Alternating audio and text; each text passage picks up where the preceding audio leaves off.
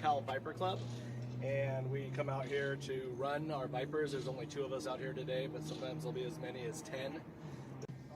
And its purpose was for the Viper Race Series. This one has been modified in the engine. It has a Gen 5 intake system with the dual throttle bodies on it, where it's a Gen 4 car.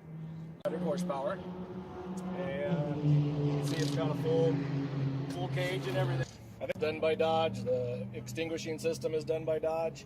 The netting, the seat's different. The seat's been a little different, but they put a race seat in it, and didn't have the cool suit. That's all added, and the helmet blower that was added. But pretty much all the interior is how they sold them.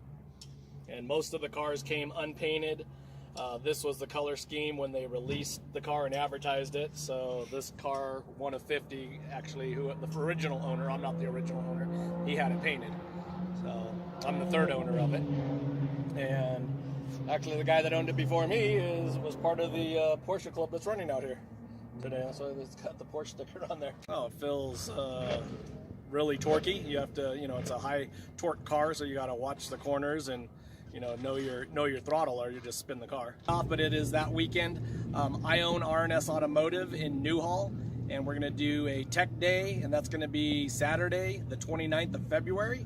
So I'm R&S Automotive in Newhall. You can reach me at 661-254-4589. All right, we got some new business cards for our motorsports event promoter. It is official. He works for free still, but he is now titled out here at Willow Springs International Raceway. So he's part of Willow Springs now. There you go.